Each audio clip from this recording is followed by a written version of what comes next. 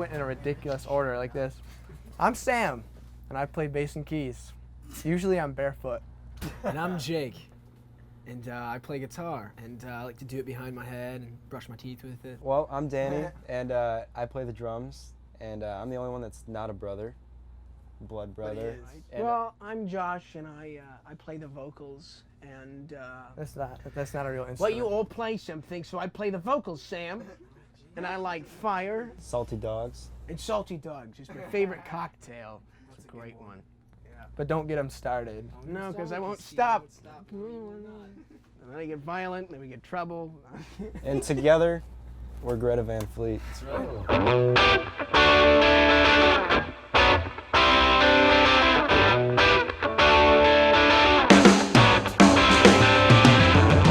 Seems to become more mature, both lyrically and instrumentally and melodically, and maybe some of the themes become heavier as well. I mean, lyrically perhaps more so, but those kind of things take.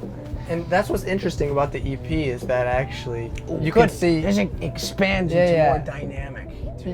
you can see the juxtaposition between Highway Tune, which was the very first song we ever wrote as a band, and we threw that out as a single because it really embodied a lot of the rock and roll spirit.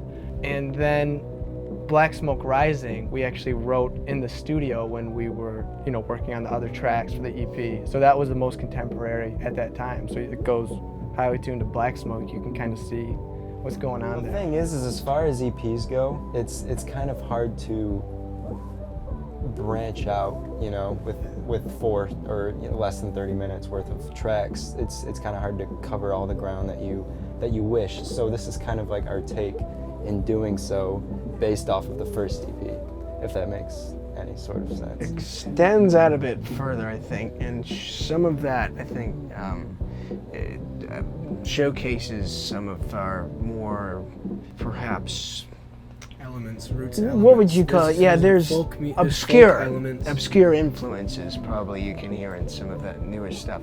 And I think Edge of Darkness is a song that kind of establishes where the sound seems to be going, and I really like what Change Is Gonna Come says, about oppression and about humanity. I think there's a lot of very human themes in those songs.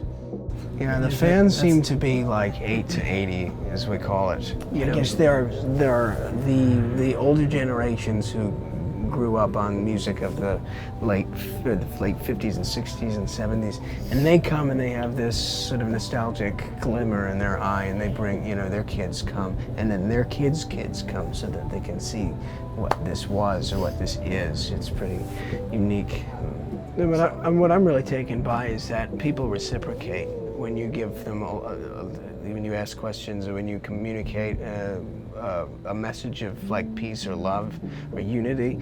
It seems to come back, and in this case it has, and I think that that's a really good relationship that's had a lot of momentum, much more than we expected. And I think being advocates of that really helps people, spread those sort of messages, and as like it's truthful music, and you can't manufacture emotion, so why try?